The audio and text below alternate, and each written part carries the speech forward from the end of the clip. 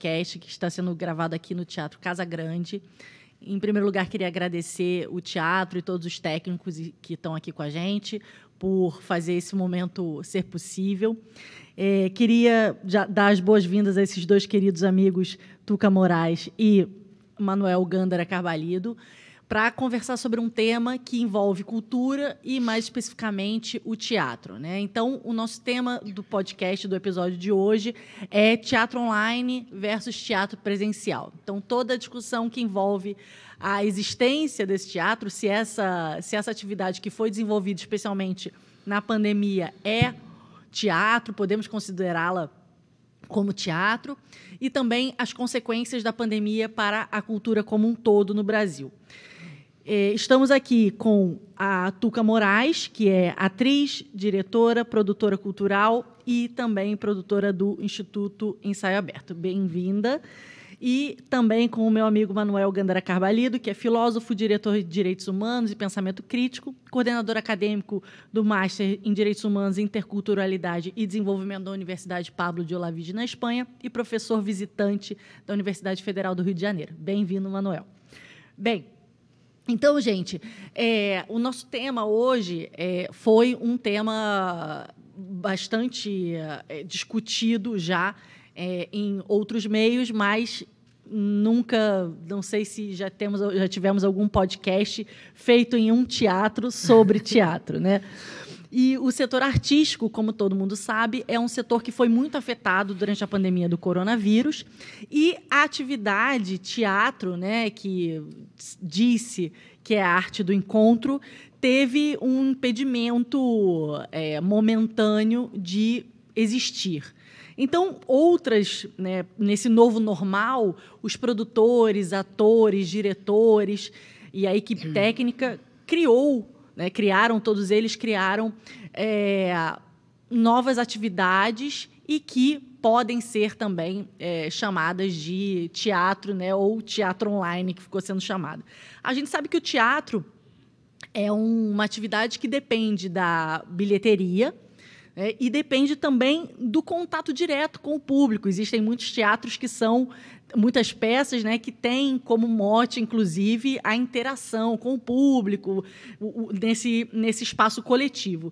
E os teatros, as estruturas físicas, foram estruturas bastante afetadas pelas medidas de distanciamento social, porque, diferentemente desse teatro, que é um teatro gigantesco, né, e do Armazém da Utopia também, que é um lugar enorme, a gente tem teatros que são pequeninos, né, com pouca circulação de ar, com pessoas sentadas uma muito próxima da outra. Então, esses teatros foram impedidos, pelo menos temporariamente, de funcionar. Na Inglaterra, a gente teve uma experiência interessante sobre um novo formato de teatro, que foi o que aconteceu com o National Theatre, que transmitiu durante os 3 primeiros meses da pandemia, né, no primeiro semestre de 2020, pelo YouTube, alguns dos seus espetáculos. Mas eles já tinham esses espetáculos gravados, né? Eles têm têm um acervo muito grande de espetáculos já no YouTube, e essa transmissão foi uma transmissão que eles abriram para todos na pandemia, né, como uma forma de manter ali acesa a chama do público junto ao National Theatre. E também, junto com essa iniciativa, houve uma campanha de doação para a própria instituição e para os atores que participaram e para toda a equipe técnica que participou desses espetáculos, né? Então, as peças elas ficavam em cartaz, às vezes por uma semana, às vezes um pouquinho mais, isso lá numa experiência inicial da pandemia, e depois foi criado um streaming de teatro, inclusive com vendas de Blu-ray, DVD, CD, enfim, com as peças do National Theatre. No Brasil, a gente também teve uma experiência interessante do Sesc, né, que se chamou Teatro em Casa, mas que, diferentemente do que aconteceu na Inglaterra, foi uma experiência em estilo de live. Portanto, os atores, eles nas suas próprias casas, faziam ao vivo, muitas vezes monólogos, né, com pouco equipamento ou quase só o seu celular, e iam adaptando peças autorais, peças que eles já tinham feito, nesse formato, e isso entrou dentro da programação do SESC. Bem, seria esse um novo modelo de espetáculo, né, e uma nova forma de subsistência para os atores, atrizes e funcionários, e pessoas que trabalham com a cultura e para os produtores culturais, né? Será que essas atividades que são ao vivo, com interação digital com o público, com essa mediação tecnológica, será que elas são de fato teatro? Será que essas atividades podem ser consideradas teatro, estrito sensu, né? E há um paralelo histórico interessante, só para a gente puxar aqui a nossa conversa, que é o paralelo com a peste negra, né? Parece que em Londres os teatros passaram mais de 7 anos abertos, né? Podiam abrir e fechar, mas passaram muitos anos fechados, e foi uma desgraça para todos aqueles que trabalhavam com teatro, né? O único que talvez tenha sobrevivido a essa catástrofe foi Shakespeare, que nesses anos escreveu o Macbeth e o Rei Lear, né? Então ele aproveitou esse momento de isolamento para fazer duas das suas obras-primas, né? Bem, acho que é importante, quando falamos de cultura, falarmos também sobre o retorno financeiro. É muito importante que a gente pense que esses trabalhadores da cultura, atores, atrizes, produtores, não estão ali porque necessariamente fazem aquilo ali porque tem um dom. São trabalhadores como outros qualquer, né? Como um trabalhador que precisa de direitos, que precisa sustentar a sua família, precisa sustentar a sua casa e, portanto, a alternativa do teatro online pode ter sido uma alternativa interessante para algum tipo de retorno financeiro, de arrecadação para esses trabalhadores da cultura. Bem, então já vamos passar aqui, sem mais delongas, passar para os nossos convidados, que são muito mais expertos no assunto do que eu. E queria perguntar, então, primeiro, bem-vinda, Tuca. A primeira pergunta seria, será que isso que a gente chama de teatro online, né? Será que ele, de fato, é teatro, na sua opinião, uma vez que o teatro ele pressupõe a presença, pressupõe a existência do público e, muitas vezes, a interação? Será que esse teatro filmado, ele, de fato, é teatro? Oi, Charlotte. Oi, Manuel. Eu agradeço enormemente a possibilidade de participar dessa reflexão, né, que se propõe esse podcast, e agradecer ao Teatro Casa Grande, que sempre teve uma importância histórica aí no teatro como um todo, no fazer teatral. E eu acho que não seria diferente nesse momento ter esse papel aí de vanguarda de refletir sobre esse assunto. O teatro online é teatro? Eu vou ser um pouco radical na minha opinião, e assim, é importante que eu diga do meu mirante, né? O meu mirante é o mirante de uma pessoa que é atriz há 37 anos e produtora há 37 anos. Eu comecei muito novinha, sabe?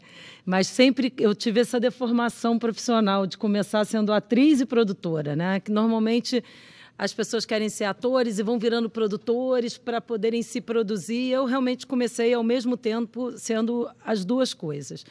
E, assim, o teatro ele tem, na sua essência, o quarto criador, que é o espectador. O espectador ele tem, inclusive, esse conceito. Ele é considerado o quarto criador. Então, eu diria que o que aconteceu na pandemia, de uma forma bem radical, assim, se eu tivesse que dizer sim ou não é teatro. No entanto, isso não traz nenhum demérito ao que foi feito, porque foi uma estratégia de sobrevivência da classe artística, que já vinha à míngua antes da pandemia. A pandemia só selou a falta de política pública que existia no país. É só olhar no restante do mundo como essa classe foi absolutamente acolhida pelos governos, e a gente teve a infelicidade de viver a pandemia num governo um governo que é inimigo da cultura e da classe artística como um todo. Então, Quando eu digo que eu sou radical ao dizer que não é teatro, eu não estou denegrindo assim, nem diminuindo o que foi feito, até porque muitas coisas interessantes foram feitas e talvez a gente tenha que ter um distanciamento para entender o que vai ser, o que é isso. Talvez seja uma outra linguagem, né? A gente tem no teatro, quando você cita que na Inglaterra se apresentou os teatros filmados, um dos grandes problemas do Brasil é que a gente mal tem dinheiro para produzir os nossos espetáculos. Então, a gente nunca consegue registrar da forma correta os nossos espetáculos, porque filmar teatro é muito difícil. Então, assim, a minha companhia, que é uma companhia que está fazendo 30 anos agora, esse ano, a gente tem muitos espetáculos registrados e talvez só 2 espetáculos filmados realmente que resistem ao tempo. Sabe? Os outros, você tem um registro, que é um registro de memória importante, mas ele não seria um registro compatível para se colocar para o público, como foi feito na Inglaterra. A gente tem no nosso histórico a Missa dos Quilombos, que foi um espetáculo que, porque durou 10 anos, a gente conseguiu fazer isso, e aí foi uma filmagem com 3 dias de filmagem, 12 câmeras, 60 horas de imagem para se fazer o espetáculo de 1 hora e 20 minutos, que é o que durava. Então, isso é quase impossível para as produções fazerem. Mas, sem dúvida que seria um registro, e isso talvez seja uma reflexão que vale a pena a gente ter, em que medida que a gente tem que conseguir registrar melhor o nosso processo artístico para que essa memória possa resistir ao longo do tempo, né? Porque não existe resistência sem memória. Exato. E a memória do teatro ela é realmente bastante vulnerável. A outra questão que eu queria chamar a atenção é a própria questão da equipe, né? O teatro é uma arte que se faz com o coletivo, mesmo um monólogo. Então, essa forma que foi feito, o ator ali isolado, em casa, o outro na sua casa, que foi como começou, depois foram se aprimorando. O Sesc, quando o Sesc lançou, ele já fazia uma coisa de uma mini equipe na casa do ator, mas é isso, tinha que ser um monólogo. Então, você já começa o processo artístico com uma série de limitações. Eu costumo brincar que, assim, o teatro é tão vulnerável, assim, no momento da pandemia a gente viveu tudo online, até o Natal em família foi online, e ninguém se pergunta se vai voltar, se o Natal a partir de agora vai ser online nas famílias, mas o teatro, fica essa questão, isso é uma nova forma de teatro, quer dizer, os shows já voltaram e ninguém pergunta, isso... Vai haver show, vai haver lives de show para sempre? Provavelmente. Vai haver... eu chamaria, assim, por falta de um conceito melhor no momento, talvez pelo distanciamento, eu diria que foram excelentes performances. Porque a performance ela lida com todas essas possibilidades de linguagem.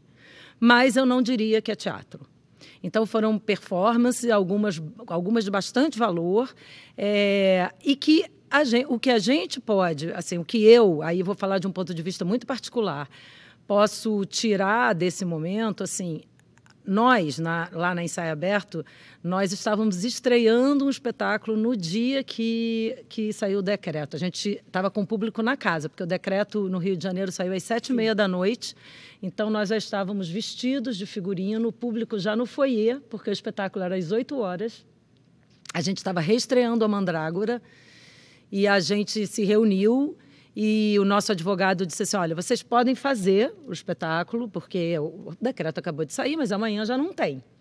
E a gente achou que era mais pedagógico cancelar e explicar que o público deveria entrar em isolamento, uma vez que isso também foi um mérito da classe artística que imediatamente, com todo o impacto que teve, aderiu ao isolamento, não foi nada negacionista, com raras exceções, inclusive lá daquele secretário de Cultura, Exato. Que se dizia secretário de Cultura, com raras exceções, mas de uma forma geral, a classe artística e a classe teatral, sobretudo, foi bastante firme na conduta de que o pacto era com a vida. E eu vi muitos amigos, muitos colegas de anos realmente sobrevivendo de ajudas de ticket alimentação para conseguir passar por esse período. Assim, foi muito triste a gente não ter um governo que acolhesse essa classe, que tanto fez durante a pandemia, porque foi uma classe que a gente saiu do 100 a 0 em um dia, né? Nesse dia, eu me lembro, assim, a gente fez essa reunião e falou, a gente estreia e não vem amanhã. E a gente falou, não, nós vamos lá, tinha ônibus no teatro, sabe, assim, foi bem duro. Mas a gente já estava com figurino, a gente foi com figurino e pediu ao público que voltasse para casa, que aquele era o momento que precisava que cada um fizesse a sua parte. E fomos para casa falando o que a gente vai fazer com um armazém de 5.000 metros quadrados para dar conta, 45 trabalhadores. E nós fomos um caso meio ímpar na pandemia, porque a gente conseguiu manter os 45 trabalhadores sem demitir ninguém, trabalhando de casa. Nós não fizemos nenhum espetáculo online, nós fizemos um projeto pela Lei Aldir Blanc, que não era um espetáculo, era um projeto filmado, não era um espetáculo online, a gente não se propôs a fazer um espetáculo, mas era um projeto online, que era como era a contrapartida. Mas a gente trabalhou muito. A gente estudou diariamente, a gente fazia aula de corpo, a gente fazia aula de voz. Claro que chegava uma hora que é isso, né? A internet cai, você está vendo só o professor, você não vê os outros. A família. Mas a gente deu oficinas, mas eu queria dar um depoimento de uma coisa que foi muito importante. Duas coisas foram bastante importantes. As oficinas, inclusive a gente fez um curso com o Instituto Herrera Flores, que foi bem bacana. Sim.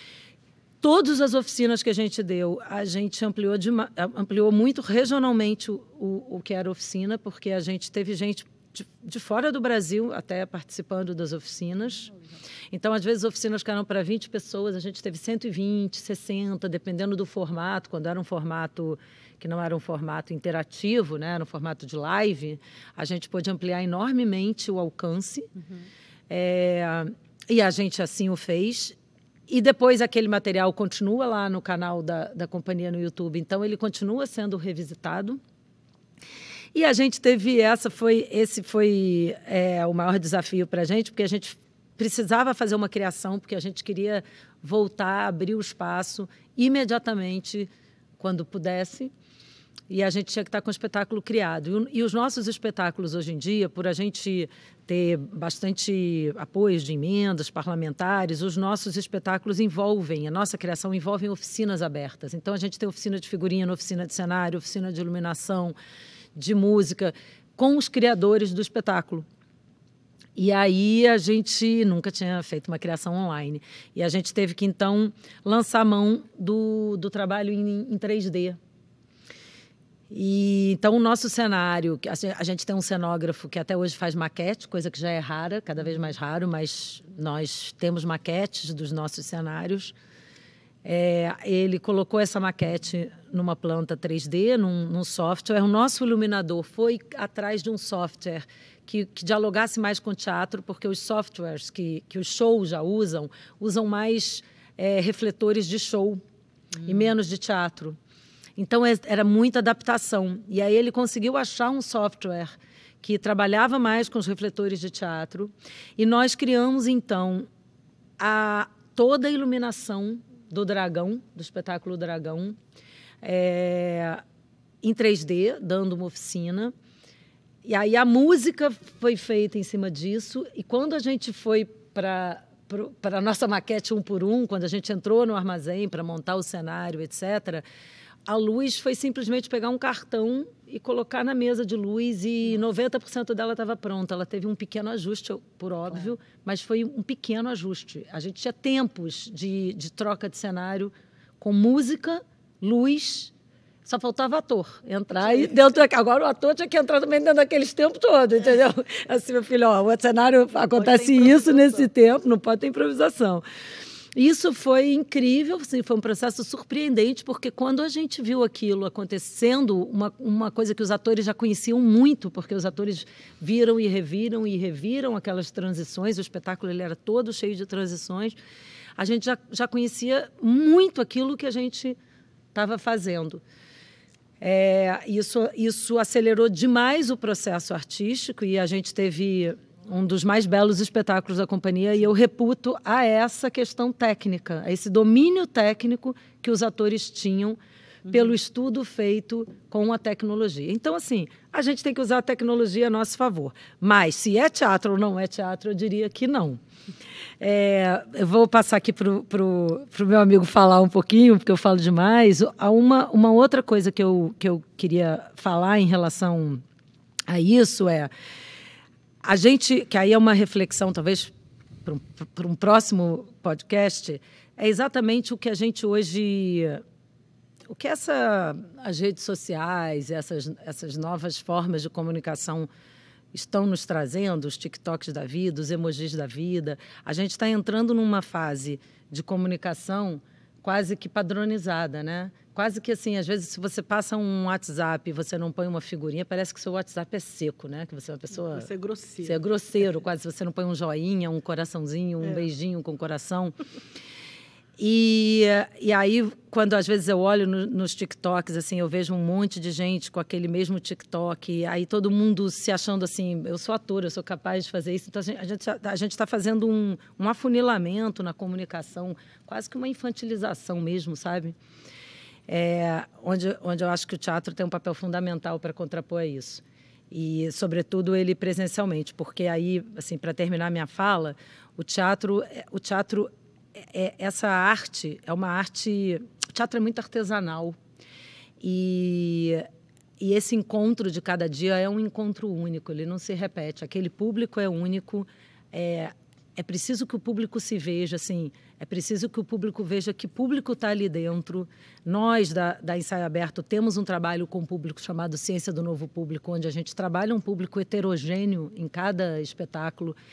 E é muito interessante quando essas pessoas se veem e falam assim, mas que público é esse que está aqui? Não é um público homogêneo, não é uma mesma classe social que está ali dentro, não são as mesmas faixas etárias. E aí isso é impossível você conseguir de uma forma online. E muitas vezes, na nossa experiência, na nossa forma de fazer teatro, e eu acredito que assim deve ser a função social do teatro, muitas vezes o mais importante não é o que está em cena, é exatamente o que está na plateia. É esse efeito que produz. Se os espectadores não saírem dali transformados de alguma forma, mas se os atores não saírem transformados de alguma forma com aquela noite, aquele encontro não aconteceu. E no teatro online isso é impossível. Não, obrigada, Tuca. Queria também, aproveitando aqui o gancho, já fazer uma propaganda do nosso outro podcast, que tivemos, convidar a todas e todos para assistir o podcast sobre indústria criativa, que fizemos aqui também no Casa Grande, com a professora Carol Proner e com a nossa querida amiga Jacira Silva. Falamos um pouquinho sobre as novas profissões, né, e o desenvolvimento de novas funções para dar conta deste cenário, que era o cenário da pandemia, né? Então, você falou que o pessoal todo da técnica teve que buscar novas soluções, enfim, ou mesmo criar novas soluções para dar conta dessa questão relativa à pandemia e à adaptação online. Mas antes de passar para o Manuel, Tuca, eu acho que é muito interessante isso que você levanta sobre a interação, né, com o público, a ideia de quarto criador, né, de encontro único e especialmente de quarto criador. E qual é a importância que você vê da existência do público no teatro, em primeiro lugar? Em segundo lugar, por que é tão importante que o público ele seja diverso? Então, vamos lá. A importância do público no teatro é porque tem uma frase que a gente usa muito no nosso trabalho, que diz assim, a obra de arte só se completa na audiência. Tem artes que elas subsistem sem a audiência. Elas subsistem por si só. O teatro não. É do DNA do teatro. Né? Inclusive, isso é uma discussão até para a política pública, que muitas vezes assim, as pessoas falam, não, eu faço teatro, não me importa se o público vai ou não importa. Importa porque isso está no DNA do fazer teatral. E você saber O Brecht dizia, né, as 5 maneiras de falar a verdade. Para você falar o que você quer falar, primeiro você tem que saber para quem você quer falar.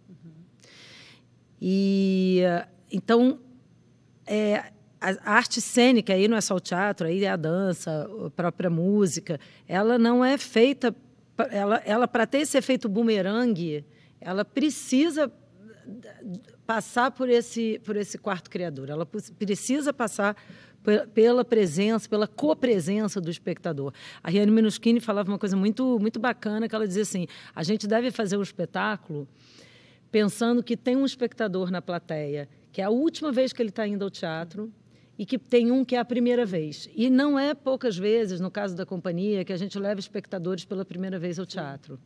E a gente, então, tem que ter essa responsabilidade, saber que a gente não está ali, assim, simplesmente fazendo... E é difícil, porque às vezes, né, nem todo dia você está ali inteiro, no melhor dia, no teu corpo, porque é isso, a arte cênica exige, né, o seu instrumento é o corpo, é a voz, então você tem quase que uma dedicação de atleta, sabe? Mas se você pensa, se você tem essa interação, você vê de fato, e a gente...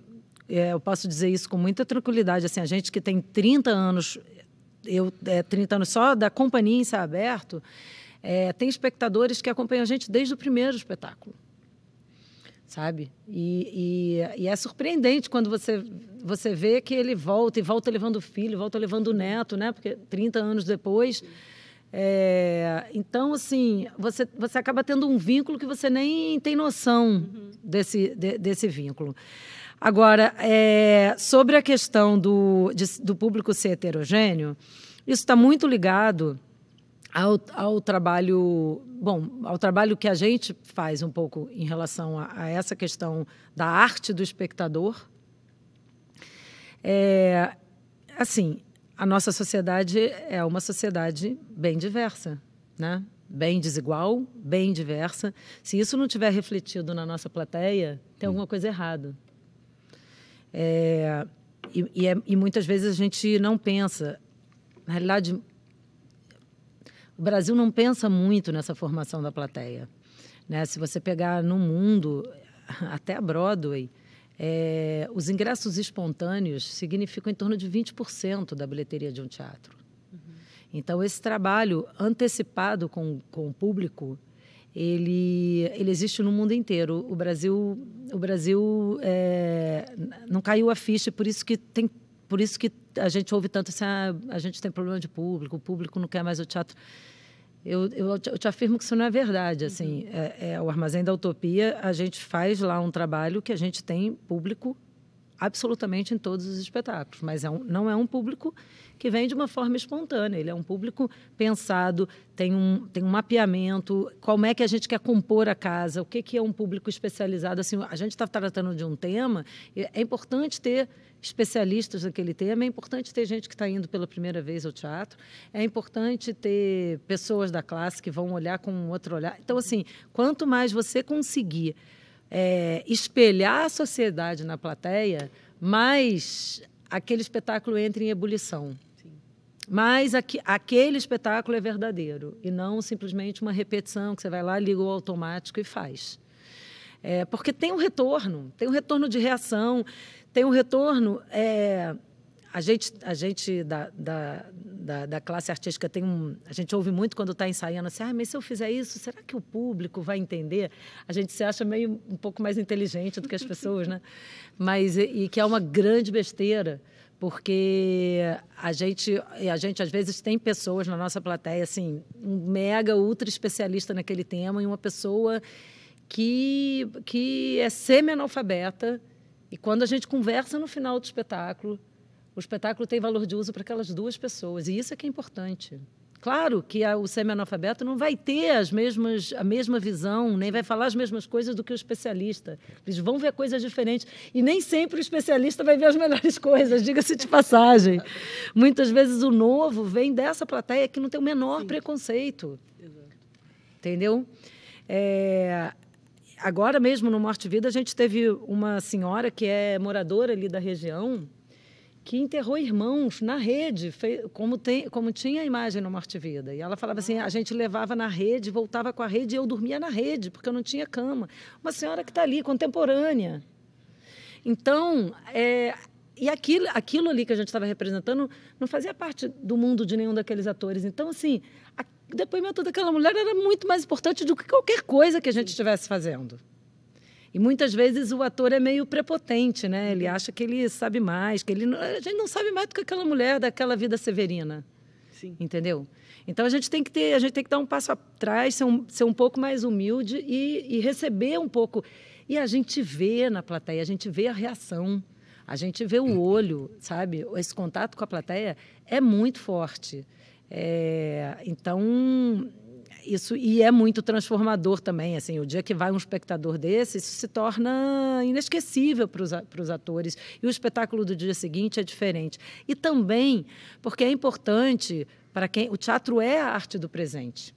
Essa é uma das questões de por que também não se filma muito teatro, que, na minha opinião, deveria pela memória, mas é porque o teatro ele é a arte do presente, ele tem que dialogar com o que está acontecendo no presente. Mesmo que você faça uma tragédia grega, ou ela dialoga com o que está se vivendo no presente, ou ela não tem valor de uso. Então, a gente, quando está fazendo o espetáculo, assim, na semana que mataram o Bruno e o Dom, isso tem que interferir no nosso espetáculo, isso não muda a cena, mas interfere no invisível. Entendeu? Interfere no seu argumento enquanto ator. Porque senão, aí é isso, não é só o online, senão não é teatro, é outra coisa. Exatamente. Bem, a gente viu aqui, né, com a fala da Tuca, os impactos que podem ter um espetáculo na vida das pessoas. Acho que também por isso a diversidade é tão importante, né? Porque isso também multiplica os impactos em diversos espaços da sociedade. Você não está falando dentro de uma bolha, você está falando para várias pessoas, para vários públicos.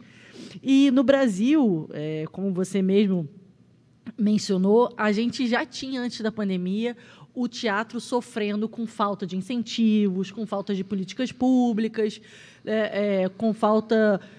de valorização dos profissionais, da cultura como um todo, mas acho que como essa arte artesanal, né, como você mesmo diz, essa criação artesanal, talvez isso tenha uma proporção muito maior no teatro, né? Segundo dados do governo federal, né, nos últimos 10 anos, a cultura perdeu metade do seu orçamento.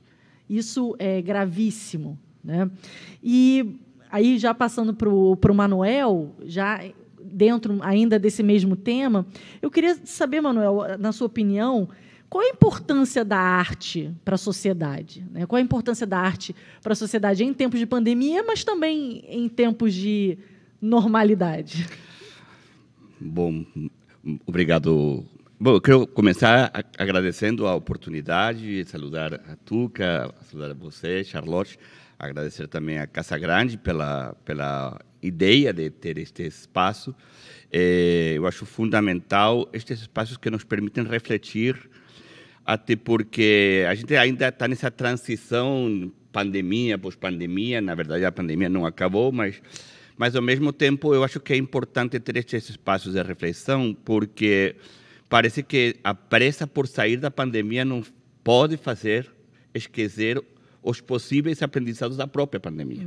E aí eu acho que nessa criação de memória é importante tentar não sair da pandemia sem os possíveis aprendizados.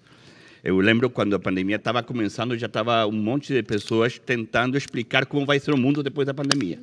Não tinha nem 15 dias de ter acontecido a declaração da pandemia, já estava, um dizendo o mundo vai virar tal, outros dizendo, não, o mundo vai virar um novo comunismo, não, o mundo vai virar agora uma democracia total. E aí, eu gostei muito, a professora Rita Segato dizia, e se nos pararmos para pensar, e se pararmos para olhar para a realidade, para ver os aprendizados que isso traz, até porque essa ideia de novo normal, eu não gosto dessa ideia de novo normal, porque o que é o normal?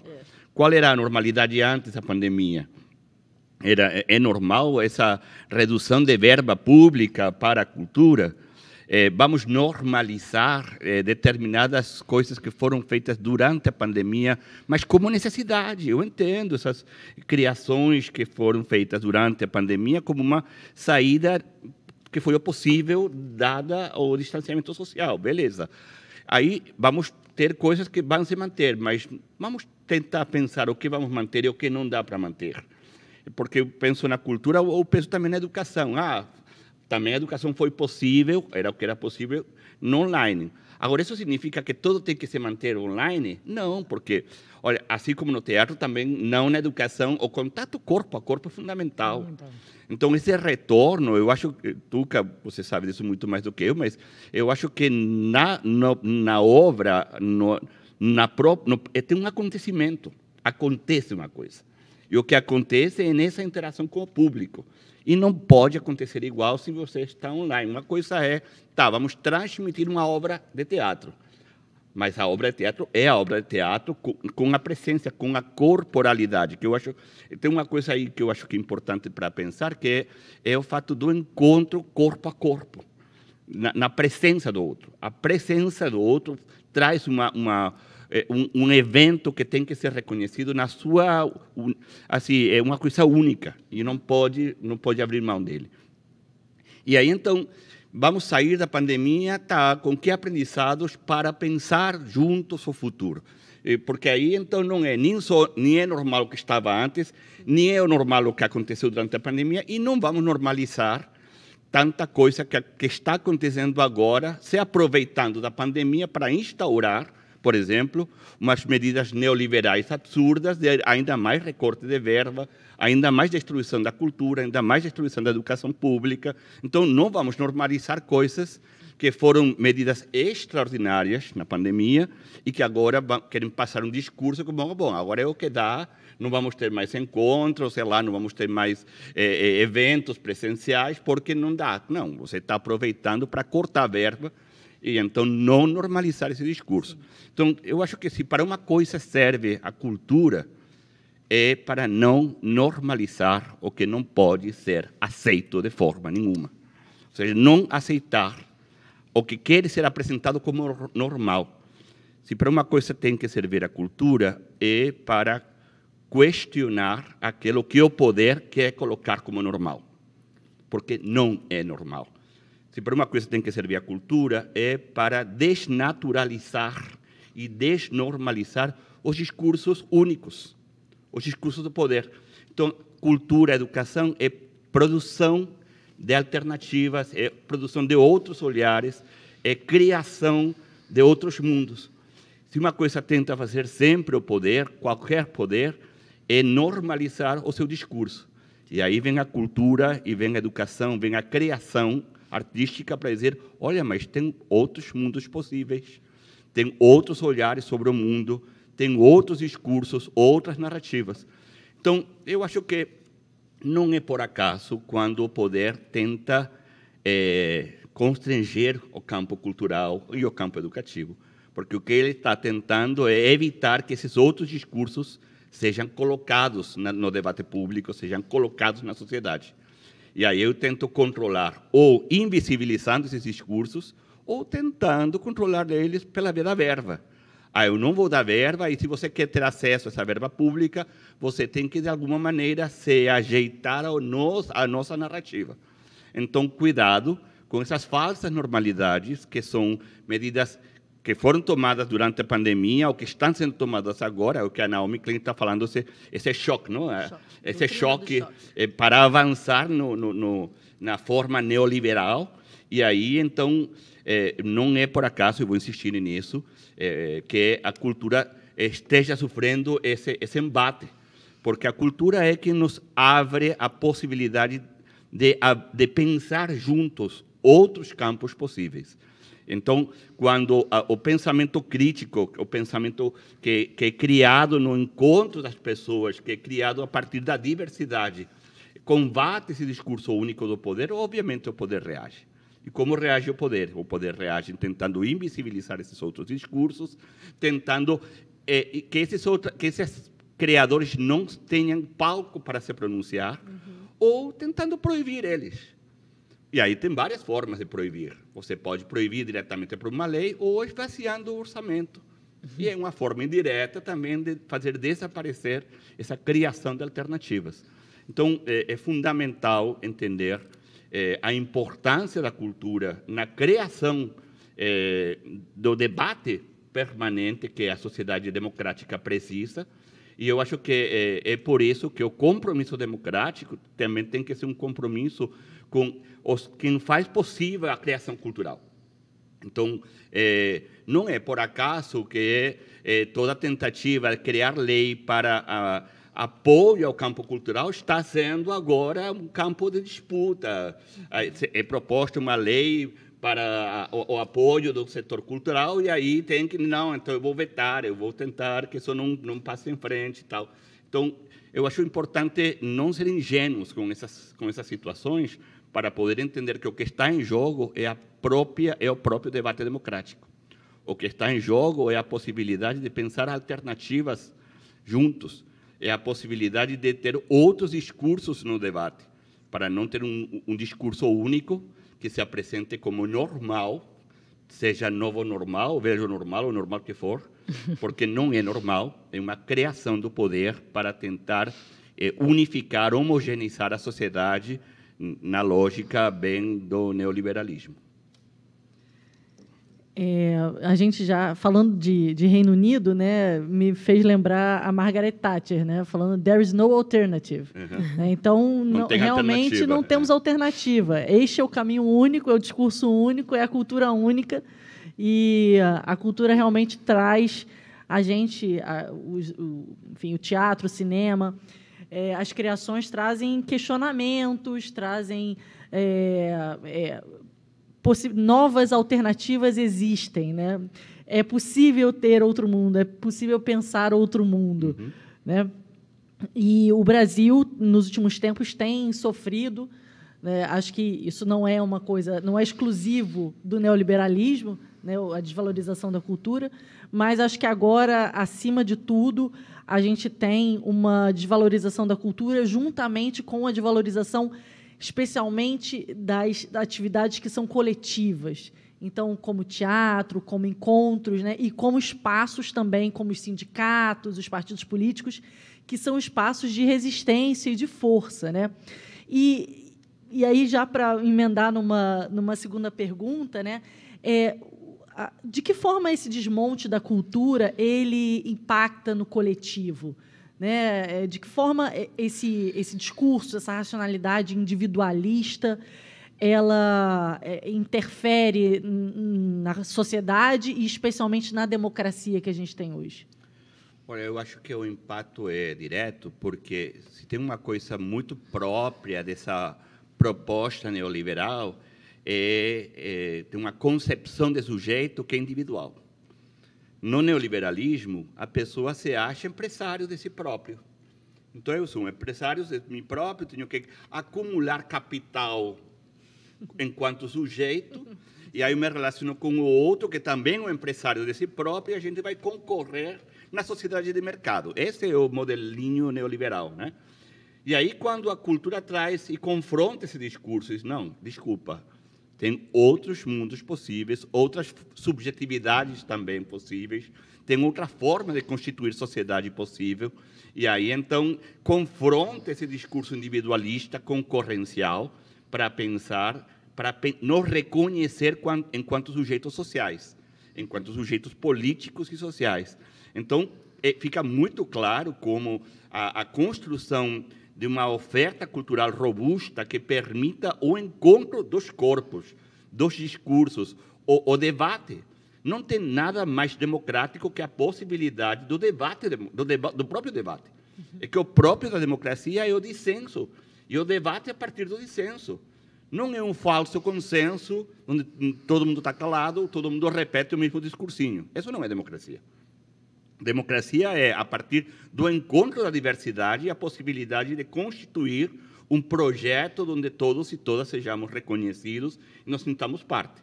Então, diante dessa proposta neoliberal de uma sociedade de mercado, onde as relações são de contrato, aí a cultura como um espaço de construção coletiva, porque é importante, é óbvio, mas é importante dizer, cultura não é uma coisa de cima para baixo, assim, os grandes museus, as grandes instituições que vão dizer o que é cultura. Não, a cultura é uma criação do povo permanente. E aí os atores, as atrizes, os artistas têm essa função de viabilizar, de catalisar esses processos de construção permanente.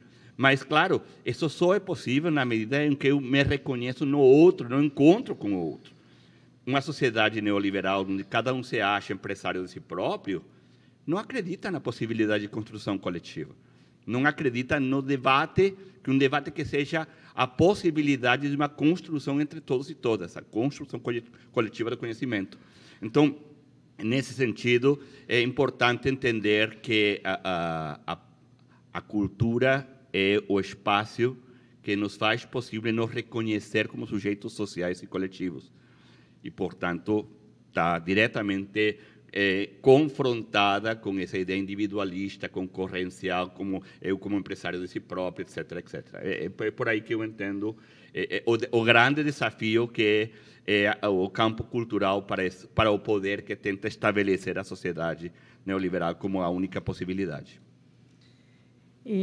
Quer fazer algum comentário? Quero. Eu estou vendo que você quero, está sim, porque eu acho que o Manuel tocou em alguns pontos importantes, como a questão das formas, né, dos instrumentos que se tem para calar o setor cultural, que tem os mais diretos, como fazer uma lei, mas esvaziar um orçamento, que é o que vinha acontecendo antes da pandemia, e isso é bastante importante de se falar, né?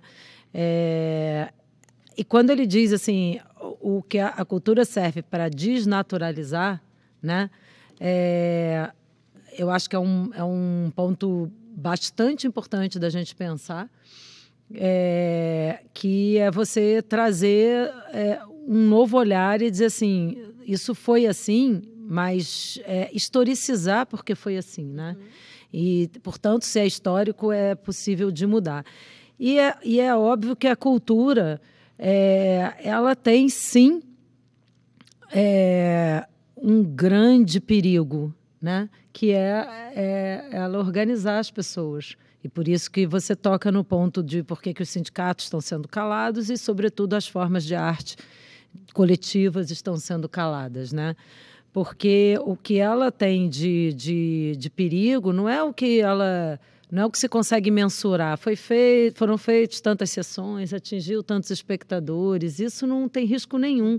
O que ela tem de perigo é exatamente o que é intangível, o que a gente não consegue botar na moldura e ali no relatório final. Né? E muitas vezes você nem sabe que está atingindo. Eu costumo citar um depoimento que, para mim, um testemunho que foi bastante surpreendente, quando eu ouvi da boca da Marielle, num encontro, ela dizendo que ela resolveu entrar para a vida pública assistindo à Missa dos Quilombos no Armazém da Utopia. Ela foi com um grupo do SEASME, né, um grupo de pré-vestibular de negros e carentes, dentro desse projeto de formação de público, da ciência do novo público que a gente faz, e isso nunca esteve num relatório meu, olha só...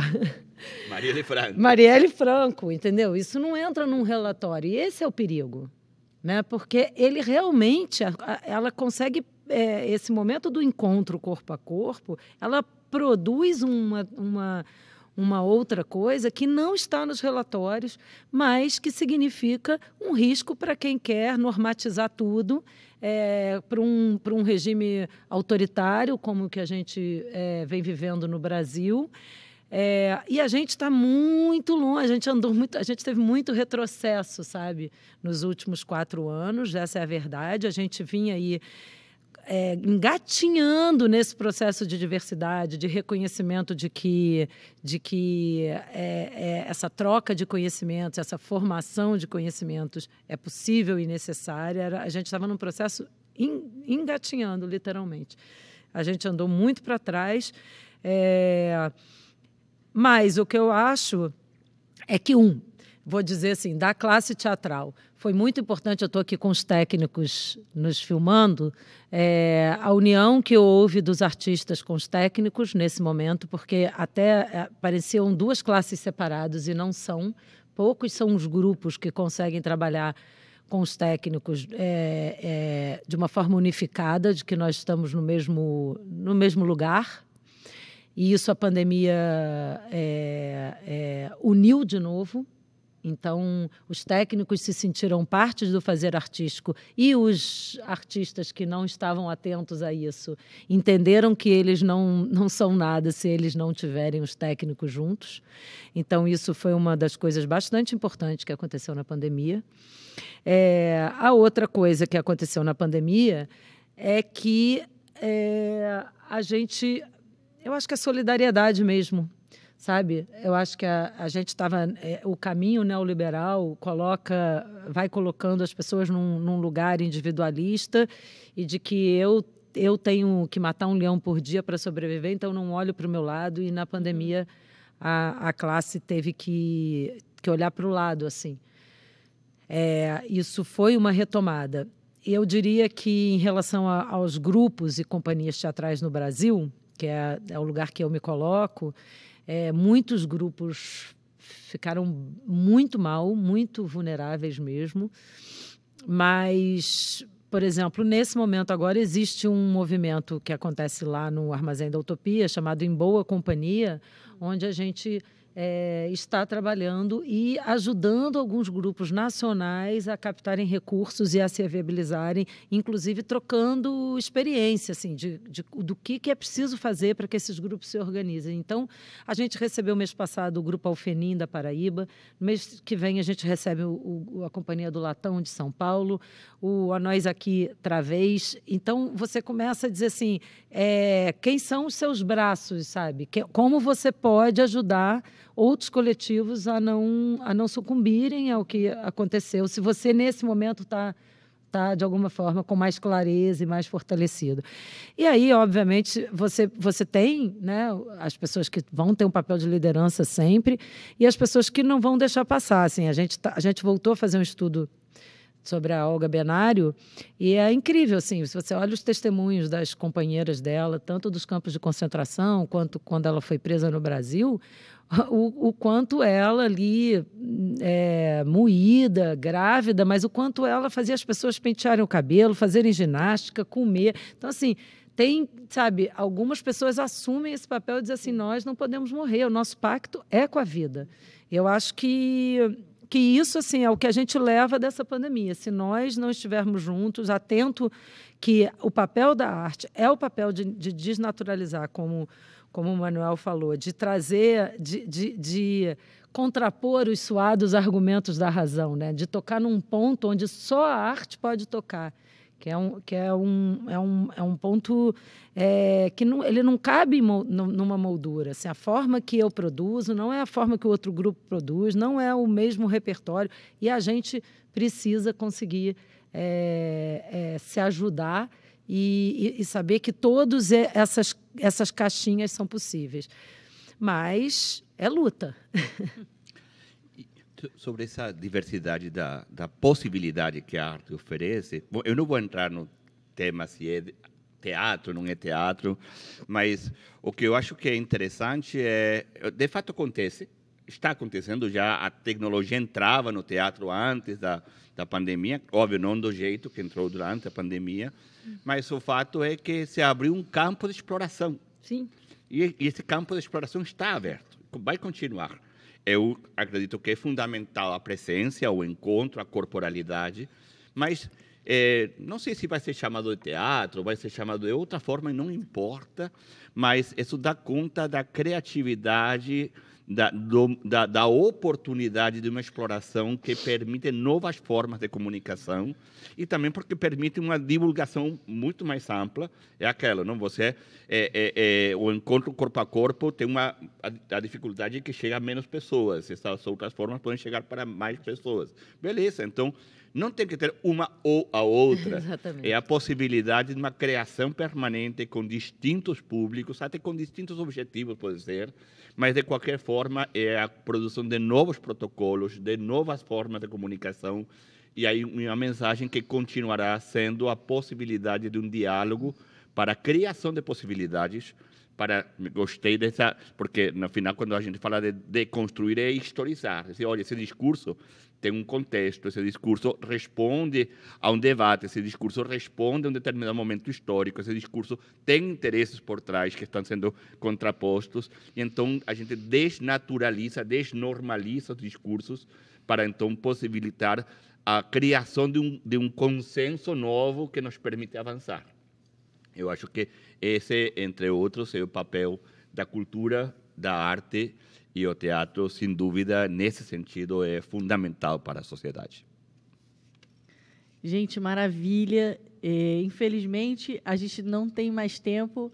Acho que a gente podia ficar aqui um tempão conversando sobre o tema, né? Que a princípio parecia um tema meio dicotômico, né? Teatro, online, presencial, mas a gente percebe que, na verdade, foi só puxar uma linha para a gente falar sobre cultura, sobre a importância da cultura no Brasil e, especialmente, sobre a importância da cultura na construção do coletivo e também na construção do pensamento crítico. Então, já que estamos historicizando, quer dizer, o nosso momento histórico traz uma reflexão bastante importante que serve para este momento e também para o futuro, né? Pensar o hoje é pensar também o futuro, né? É construir o futuro. Então, queria agradecer muito ao Teatro Casa Grande, aos técnicos que estiveram aqui conosco, que fizeram possível esse nosso debate. Agradecer demais, Manuel, pela presença, muito obrigada. Eu que agradeço. Agradecer também a Tuca pela presença, foi maravilhoso.